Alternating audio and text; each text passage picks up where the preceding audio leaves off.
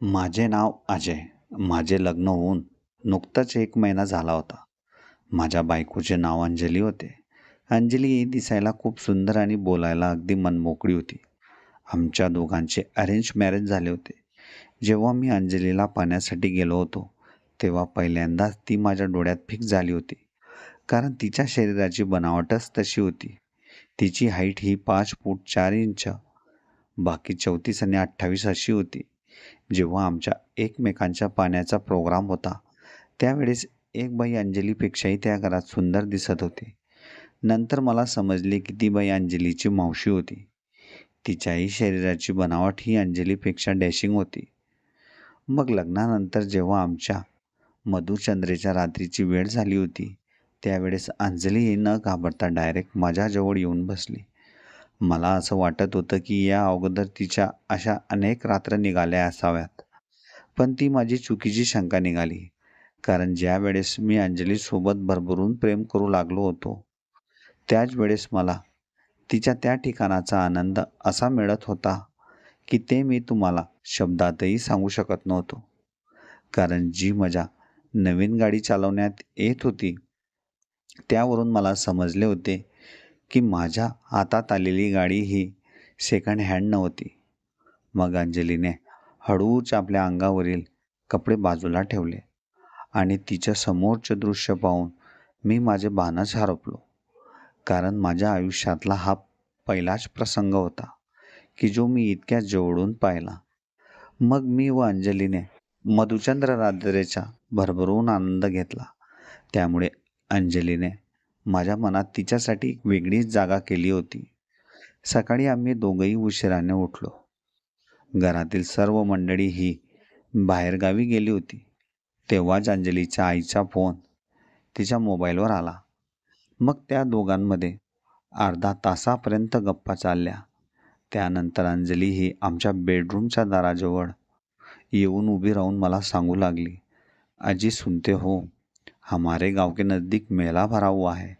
वह मेला 1 महीने तक चलता है. पिताजी ने सभी को आने का न्योता दिया है. हम दोनों को भी बुलाया है." अंजली ही गाऊन घालून त्या ठिकाणी उभी होती. तिची अदा इतकी कातिल व खतरनाक होती की ते मी तुम्हाला शब्दातही सांगू शकत नव्हतो. मग मी तिला म्हणालो, "अंजली, मुझे यहाँ मेरा बहुत काम है. ऐसा करो, तुम अकेले ही चली जाओ. मैं तुम्हें लेने आ जाऊंगा." मग अंजली दाराच्या पडद्याला आपल्या बोटात गुंडाळून माझ्याशी बोलू लागली, "आप ऐसा क्या कर रहे हो? 2 दिन की तो बात है. मैं माँ को बोलकर हमारा कमरा वह अलग करवा लूँगी." मग अंजली हळूहळू आपला गाऊन गुडघ्यापर्यंत घेऊन आली आणि मला म्हणू लागली, "जिस तरह तुम्हारा मन मेरे बिना यहाँ लगता नहीं, उसी तरह उस जगह का भी मैं साया बनकर तुम्हारे साथ घूमूंगी. जब तक तुम चाहो तब तुम मुझसे भर भर के प्यार करना. मैं तुम्हें कुछ नहीं बोलूँगी, मगर इतनी सी तो बात मान जाओ." मग मी अंजलीला म्हणालो, "अंजली, घर में कोई नहीं है. सब लोग बाहर गाँव गए हैं और यहाँ का काम मुझे ही देखना है. कुछ गड़बड़ हो गई तो बहुत बड़ा घाटा हो जाएगा. तुम समजो मेरी बात को." तेवढ्यात परत अंजलीच्या मोबाईलवर कोणाचा तरी फोन आला आणि ती त्याच ठिकाणी उभी राहून बोलू लागली. मग थोड्या वेळाने ती स्वतःहून माझ्याजवळ येऊन तो फोन माझ्याजवळ तिने दिला. मी जसं हॅलो म्हणालो, तेवढ्यात तिकडून मला आवाज आला, "अरे दामाद जी, आओ ना घर पर. बहुत मज़ा आता है. अगर एक बार आपने हमारे गांव का मेला देख लिया ना, तो आपको जाने का मन ही नहीं करेगा." मग मी त्यांना म्हणालो, "आप कौन बोल रहे हो?" मग त्या मला म्हणू लागल्या, "मैं आपकी मौसी सासू बोल रही हूँ. यह आपका ही फ़ोन नंबर है क्या?" तेव्हा त्या मला म्हणाल्या, "हाँ, यह मेरा ही फ़ोन नंबर है. क्यों? क्या हुआ?" मग मी त्यांना सांगू लागलो, "क्योंकि यह नंबर मेरे मोबाइल में सेव नहीं था ना, इसलिए मैं पूछ रहा था." "तो दामाद जी, आप आ रहे हो ना मेला देखने हमारे गांव में? देखो, हम सब लोग यहाँ इकट्ठा हुए हैं, बस तुम्हारी ही राह देख रहे हैं. कल सुबह तुम जल्दी आ जाना. फिर शाम को हम लोग एक ही गाड़ी में मेला देखने जाएंगे. तेव्हा मी माझ्या सासूबाईंना हो म्हणालो। चलो ठीक है, मैं आ ही जाता हूँ और अंजलि को भी साथ लेके आता हूँ, मगर 2 दिन के अलावा मैं ज़्यादा दिन नहीं रहूँगा, क्योंकि मेरा भी काम यहाँ रुक जाएगा ना। मी असं सांगितल्यावर अंजली धावतच माझ्या जवळ आली आणि डायरेक्ट माझ्या अंगावर बसून तिने आपले ओठ माझ्या ओठांवर टिकवले आणि माझ्याजवळ ती भरभरून प्रेम करू लागली. मग मी आणि अंजली उद्या तिच्या माहेरी जाण्यासाठी तयारी करू लागलो. अंजली खूपच आनंदात होती. मग आम्ही फ्रेश वगैरे होऊन आमच्या नेणारा सामान जाण्यासाठी पॅक केला आणि उद्या सकाळी आम्ही 9 वाजेच्या सुमारास माझ्याच गाडीने अंजलीच्या माहेरी जाण्यासाठी निघालो. आमचे घर आणि अंजलीच्या माहेराचे घराचे अंतर हे कमीत कमी 100 किलोमीटर एवढे होते. म्हणून 2.5 तास आम्हाला जाण्यासाठी लागला. बरोबर 11:15 वाजेला आम्ही अंजलीच्या घरी येऊन पोहोचलो. घरी आल्या आल्या सर्व आमचीच वाट पाहत होते. खूप थाटामाटात आमचे स्वागत झाले. मग सगळ्यात शेवटी मी गाडीतून सामान काढण्यासाठी त्याच ठिकाणी थांबलो. मग माझे लक्ष अचानक समोरून येणाऱ्या व्यक्तीकडे गेले. ती म्हणजे अंजलीची मावशी. ती माझ्याजवळ येऊन म्हणाली, दामाद जी, बहुत आकड़ा रहे थे आने के लिए, क्यों? अंजलि को छोड़ने का मन नहीं कर रहा था क्या तुम्हें? हाँ, अभी अभी जो शादी हुई है, ऐसे भी कौन पति अपने बीवी से दूर रहना चाहेगा? थोड़ा बहुत ध्यान हमारी तरफ भी रख लिया करो. लाव दिखाओ, एक बॅग मुझे दे दो. मग अंजलीच्या मावशीने माझ्या हातातून एक बॅग घेतली आणि आम्ही घरात आलो. घरात अंजलीच्या सर्व चुलत बहिणी आणि तिचे मामा व मामी आलेले होते. आमचेच नवीन लग्न झालेले असल्यामुळे माझ्या सासऱ्यांनी जवयांपैकी मलाच बोलावले होते. अंजली तिच्या घरात आलेल्या तिच्या चुलत बहिणींमध्येच व्यस्त झाली होती. माझ्याकडे घरात पाहणारा कोणीच नव्हतं. तेवढ्यात अंजलीची मावशी माझ्याजवळ येऊन बसली आणि म्हणाली, दामाद जी, मुँह हाथ धो लो, खाना खाने का वक्त हो चुका है, आप भी काफ़ी थक गए होंगे गाड़ी चलाकर. तेव्हा मी त्यांना म्हणालो, हाँ ना मौसी, बहुत थक गया हूँ मैं और भूख भी काफ़ी लगी है मुझे. मग तोंड हात धुवून आल्यावर मी माझे सासरे आणि चुलत सासरे आम्ही सर्वजण जेवणासाठी बसलो. जेवण छान बनवले होते. जेवण झाल्यानंतर मला फार झोप येत होती. म्हणून अंजलीने तिच्या आईला सांगितल्याप्रमाणे आमच्या रूम वरती वेगळा ठेवला होता. मी थोडाच वेळ आराम केल्यानंतर अंजली, तिच्या बहिणी व तिची ती सुंदर मावशी ह्या माझ्या खोलीत आल्या. त्या सर्व बहिणींनी गाऊन घातला होता आणि मावशी या साडीत होत्या. त्या सर्व बहिणी माझ्याच बेडवर माझ्या आजूबाजूला बसल्या आणि अंजलीला सांगू लागल्या, अरे अंजली, जीजाजी काफ़ी कमज़ोर हो गए, तुम ध्यान देती हो कि नहीं?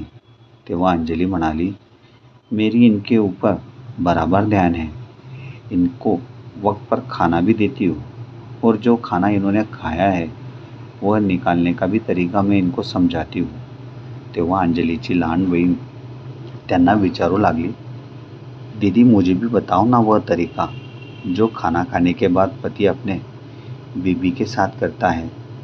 तेव्हा तिची मावशी म्हणाली, वो तरीका मैं तुम्हें तुम्हारी शादी होने के उसी दिन बताऊंगी. अभी तुम बहुत छोटी हो, अभी तुम्हारे जीजाजी को सोने दो, थक गए बेचारी गाड़ी चलाकर, और उनको आज शाम को भी हमारे साथ मेला देखने गाड़ी में ही जाना है. तेव्हा अंजलीच्या मावशीने सर्व मुलींना खाली पाठवले आणि त्या मला म्हणाल्या, दामाद जी, आराम से सो जाओ, कोई डिस्टर्ब नहीं करेगा तुम्हें. अंजलि को भेज दूँ क्या तुम्हारे कमरे में? फिर और भी अच्छी नींद आ जाएगी तुम्हें.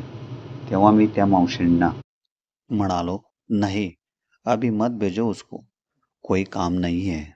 जब रात हो जाएगी तब बराबर वो मेरे कमरे में आ जाएगी. फिर ठीक है, मैं जाती हूँ. एवढं बोलून त्या माझ्या रूममधून बाहेर गेल्या. त्या सर्व मुलींनी मिळून माझी झोप मोडली होती.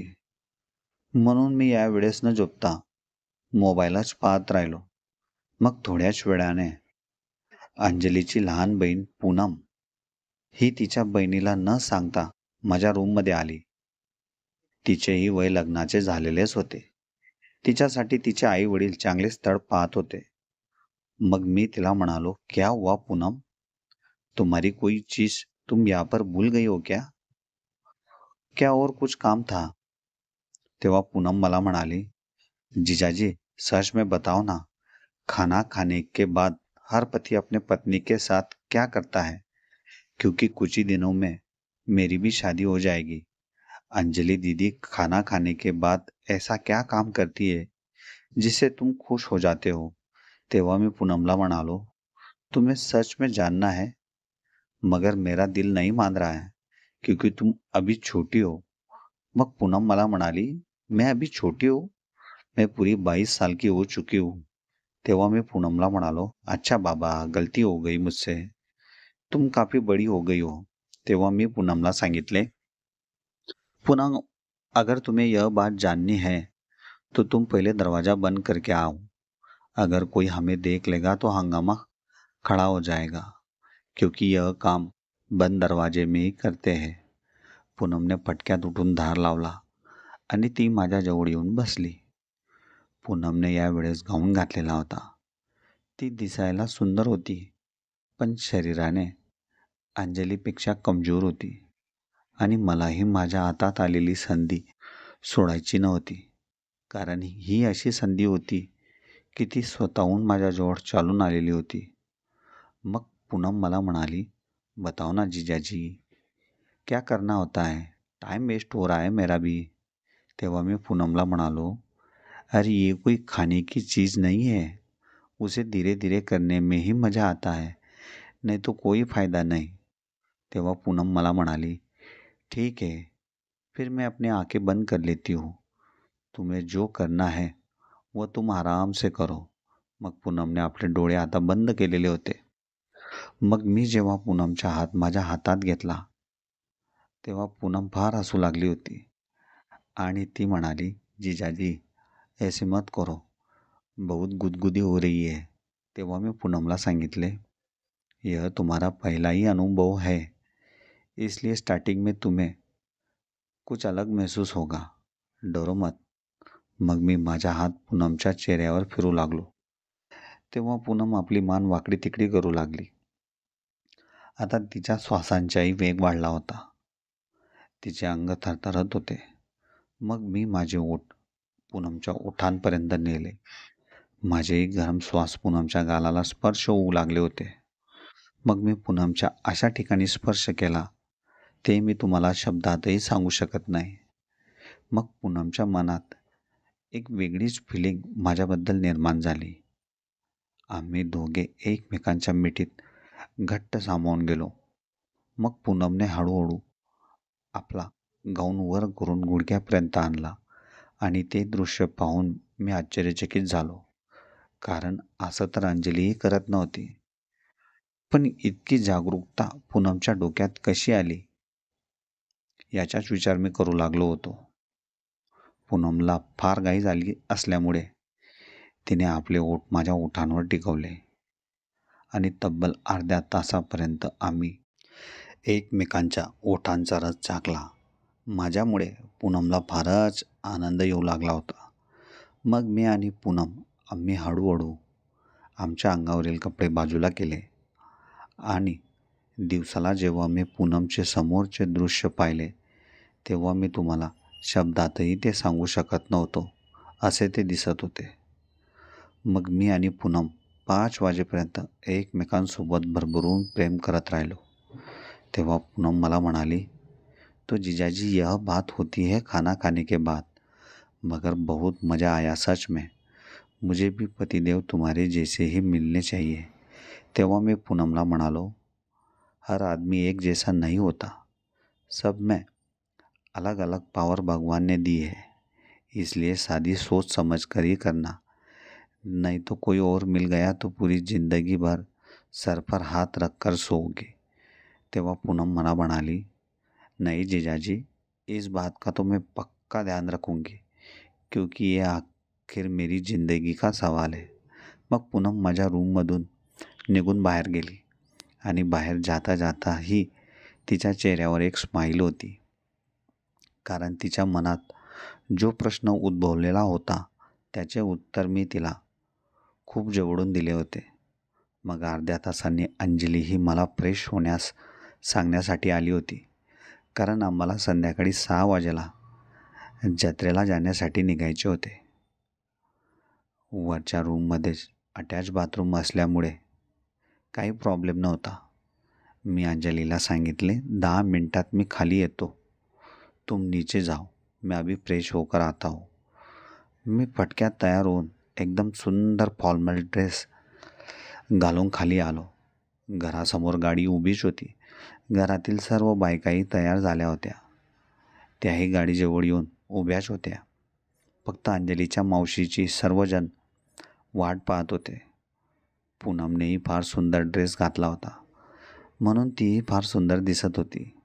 मग थोड्याच वेळात अंजलीची मावशीही अशी साडी घालून सर्वांसमोर आली. तेव्हा सर्वजण एकटक नजरेने तिच्याचकडे पाहत होते. काय सुंदर दिसत होती. म्हणून असं वाटत होतं आताच तिला आपल्या मिठीत घ्यावे. मग पुढच्या सीटवर माझे सासरे आणि पूनम बसली आणि मधल्या सीटमध्ये 4 जणांची जागा होती. तेव्हा अंजली मला म्हणाली, मुझे खिड़की के पास बैठना है. मग मी अंजलीला म्हणालो, तुम ड्राइवर की पीछे वाली सीट की खिड़की के पास बैठ जाओ, मैं इधर वाली खिड़की के पास बैठ जाता हूँ.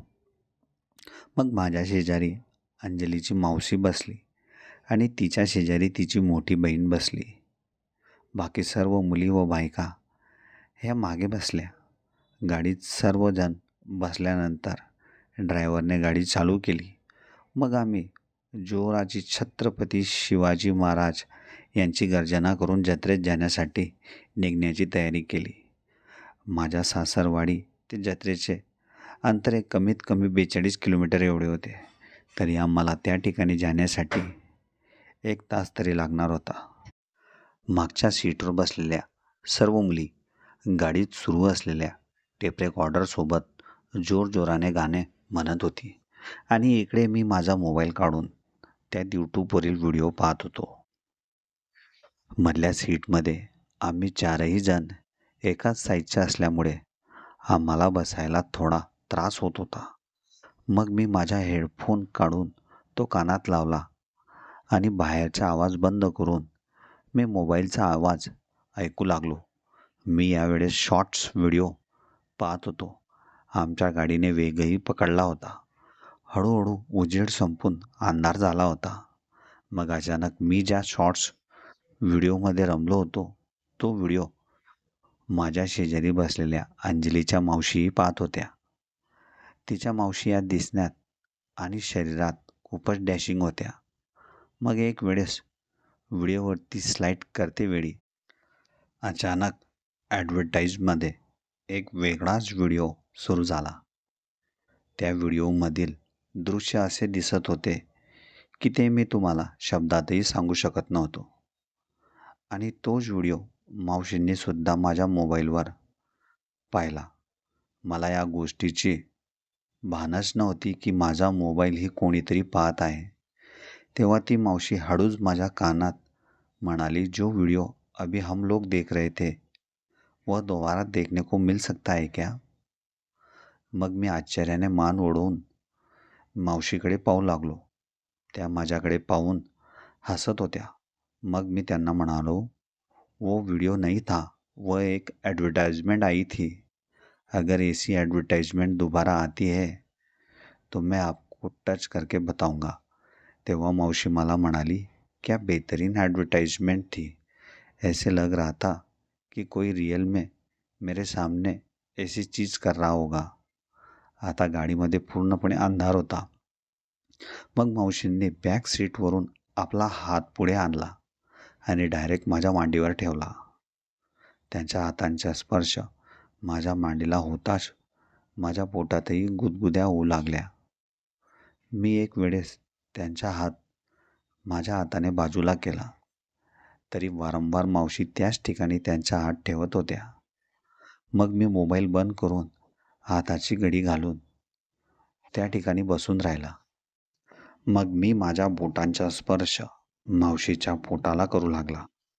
मावशींनाही माझ्या हातांचा स्पर्श हवा हवासा वाटू लागला होता. मग मी पण माझा हात थोडा पुढे सरकवून मावशीच्या बेंबीपर्यंत सरकवला. मावशीचं अंग तापलं होतं. या क्षणाला त्यांना माझीच गरज असावी असे मला वाटत होतं. मग मावशीने माझ्या अशा ठिकाणी जोराचा स्पर्श केला तेव्हा माझ्या तोंडातून आई ग असा आवाज आला आणि त्याने लागलीच तो हात बाजूला केला आणि मला मुद्दामून ते विचारू लागल्या, दामाजी क्या हुआ आपको? तेव्हा मी त्यांना म्हणालो, नहीं कुछ नहीं हुआ, मेरा ही पैर मैंने गलती से अपने पैर पर रख दिया. तेव्हा मावशी मला म्हणाली, तो तुम खुल के बैठो थोड़ा, ज़्यादा तकलीफ हो रही है क्या बैठने में? मग मी व्यवस्थित बसून परत मावशींचा हात माझ्या त्या ठिकाणी आला. मी आता काही आवाज न करता त्यांच्या हातांचा आनंद घेऊ लागलो. मग मी पण हळूहळू हात वर करून मावशींच्या त्या ठिकाणी स्पर्श करू लागलो. त्या वरच्या ठिकाणी स्पर्श केल्यानंतर मला असे वाटू लागले की ते मी तुम्हाला शब्दातही सांगू शकत नव्हतो. मावशी आणि मी दोघेही रंगात आलो होतो. पण आमच्यासाठी जागा तशी नव्हती म्हणून आम्ही एकमेकांसोबत तसाच आनंद घेऊ लागलो. गाडी ड्रायव्हरने एका धाब्यावर थांबवली तेव्हा अचानक त्याने गाडीतली लाईट ऑन केली. आमचे हात अजूनही आमच्या त्याच ठिकाणी होते. मग लागलीच फटक्यात आम्ही आमचे दोघांचे हात बाजूला केले. तेव्हा मावशी मला म्हणाली, दामाजी थोड़ा सब्र करो, लाईट बंद हो जाएगी तब फिर से शुरू करेंगे. त्यांनी असं म्हटल्यानंतर मला खूप आनंद झाला. आम्ही धाब्यावर उतरून जेवण केले आणि परत जत्रेला जाण्यासाठी आम्ही सज्ज झालो. 7:30 वाजेपर्यंत आम्ही जत्रेला येऊन पोचलो. जत्रेत फिरताना अंजली माझ्यासोबत न फिरता तिची मावशी माझ्या हातात हात टाकून फिरू लागली. कारण मावशींना माझ्या हातांचा स्पर्श व माझं आकर्षण जास्तच आवडलेलं वाटत होतं. आम्ही रात्री 11 वाजेपर्यंत त्या जत्रेचा आनंद घेतल्यानंतर आम्ही घरी येण्यासाठी निघालो. घरी येतेवेळी मावशी आणि माझे गाडीमध्ये तसेच चाळे सुरू झाले. बरोबर 12:45 वाजेला आम्ही अंजलीच्या घरी येऊन पोचलो. मला फार झोप लागत होती म्हणून मी गाडीतून उतरताच माझ्या रूममध्ये आलो आणि माझ्या मागे अंजलीही आली आणि ती मला म्हणू लागली, अजी सुनते हो, आज की रात में मेरे बहनों के साथ सो जाती हूँ क्योंकि बहुत कम मौका मिलता है उनसे मिलने का. तेव्हा मी तिला ठीक है तुम उधर ही सो जाओ उनके पास, मुझे भी काफ़ी नींद आ रही है एवढं सांगून अंजली त्या ठिकाणाहून निघून गेली. मग अर्ध्या तासानंतर कोणाच्या तरी दारावर थाप मारण्याचा आवाज आला. मला फार झोप येत होती तरी अर्धवट डोळे उघडून दार उघडण्यासाठी मी गेलो आणि जेव्हा मला समोर मावशी दिसल्या तेव्हा मी आश्चर्यचकितच झालो आणि त्यांना म्हणालो, क्या हुआ मौसी, कुछ काम था क्या मुझसे? तेव्हा मावशी मला म्हणाली, काम तो तुमने जो गाड़ी में अधूरा छोड़ा था उसी को पूरा करने को आई हूँ. तेव्हा मी त्यांना रूममध्ये बोलावले आणि सोफ्यावर बसवले. तेव्हा मावशी मला म्हणाल्या, अरे दामाद जी, दरवाजे की तो कड़ी लगा लो, नहीं तो कोई हमें डिस्टर्ब करने ना आ जाए. मग मी दाराची कडी लावून मावशीच्या समोर येऊन बसलो. तेव्हा मावशीने डायरेक्ट माझा हात तिच्या हातात घेतला आणि ती मला म्हणू लागली, दामाद जी आप मुझे बहुत अच्छे लगते हो. जो बात तुमने मुझे गाड़ी में दिखी वह बात मैं अभी तक मेरे पति में ढूंढ रही हूँ, मगर मेरी ख्वाहिश है कि तुम मेरी हर इच्छा पूरी करो जब तक तुम यहाँ आओ. तेव्हा मी मावशीला म्हणालो, मौसी गाड़ी में मुझसे जो गलती हुई उसके लिए मैं आपसे माफ़ी मांगता हूँ. जब आपके हाथों का स्पर्श मेरे शरीर को हो रहा था तब मैं अपने भावनाओं को खो चुका था. तब मेरा दिमाग काम करना बंद हो चुका था. जो मुझे सामने अच्छा लग रहा था, मैं उसे छूने की कोशिश कर रहा था, मगर आप उसी चीज़ को इतना दिल पे लगा लोगे यह मैं नहीं जानता था. तेव्हा मावशी मला म्हणाल्या, देखो दामाजी, मैं कई दिनों से मेरे पति के प्यार के लिए तरस चुकी हूँ और वह प्यार मुझे अभी इस वक्त तुम्ही दे सकते हो, इसकी मुझे उम्मीद आहे. मग असं म्हणून हळूहळू मावशी माझ्या अगदी जवळ येऊ लागल्या होत्या. मी पण एक एक पावलं मागे टाकत होतो. पण जेव्हा माझ्या मागे बेड आला आणि मी त्यावर बसलो, त्याच ठिकाणी मावशी माझ्या शेजारी येऊन बसल्या. मग त्यांनी दोघं हात माझे त्याच्या हातात घेतले आणि त्यांना ते घट्ट दाबू लागले. मी एकटक नजरेने मावशीकडेच पाहू लागलो होतो. हळूहळू मावशीने आपले ओठ माझ्या ओठांपर्यंत आणले. त्यांच्या ओठांना लावलेल्या लिपस्टिकमुळे त्यांचे ओठ फारच सुंदर दिसत होते. मला त्यांच्या ओठांचा रस चाखण्याची आतुरता वाढली होती. मग मावशीने त्यांच्या गाऊनचे वरचे 2 हुक साईडला केले आणि मला जे त्यांच्या आतल्या भागात काळ्या कलरच्या पट्ट्या दिसल्या, त्यावरून मी माझे स्वतःवरचेच कंट्रोल गमावले. हळूहळू मावशीने आपल्या अंगावरचे कपडे बाजूला केले आणि समोरच्या मावशीचे दृश्य मला असे दिसले की ते मी तुम्हाला शब्दातही सांगू शकत नव्हतो. ते दृश्य अंजलीतही मी कधी शोधू शकलो नव्हतो आणि तुम्हालाही त्याबद्दल काही सांगू शकलो नव्हतो. असे ते होते. मग मी वेळ वाया न घालवता माझे ओठ डायरेक्ट मावशींच्या लावलेल्या लिपस्टिकवाल्या ओठांवर टिकवले. आम्ही तब्बल अर्ध्या तासापर्यंत एकमेकांच्या ओठांचा रस चाखत राहिलो. मग हळूहळू मी आणि मावशी एकमेकांच्या मिठीत सामावून गेलो आणि भरभरून प्रेम करत राहिलो. माझ्या आणि मावशीच्या प्रेमाचा रंग हा सकाळी 4 वाजेपर्यंत चालतच राहिला. आता मावशीचे दररोजचे नित्यनियम झाले होते. जेव्हा त्यांना रूममध्ये मी फ्री सापडायचो, त्याच वेळेस ते माझ्यासोबत भरभरून प्रेम करायचे. मी अंजलीला 2 दिवसाचे प्रॉमिस करून त्या ठिकाणी आणले होते. पण मावशीमुळे आणि पूनममुळे मला ती जागा सोडायची अजिबात इच्छा होत नव्हती. मग दिवसाला पूनमला वेळ मिळायचा तेव्हा ती माझ्यासोबत आनंद घ्यायची आणि रात्रीला मावशीसोबत मी भरभरून प्रेम करायचो. अंजली तिच्याच बहिणींसोबत मौज मस्ती करण्यातच होती. तिला नवऱ्याशी काही घेणं देणं नव्हतं आणि अशीही मला तिची गरज या ठिकाणी पडतही नव्हती. म्हणून अशा प्रकारे मी जत्रा पाहण्यासाठी सासरवाडीत आलो जरूर होतो, पण या ठिकाणी मावशी आणि पूनमसारखा आनंदही मला मिळेल याची खात्री नव्हती.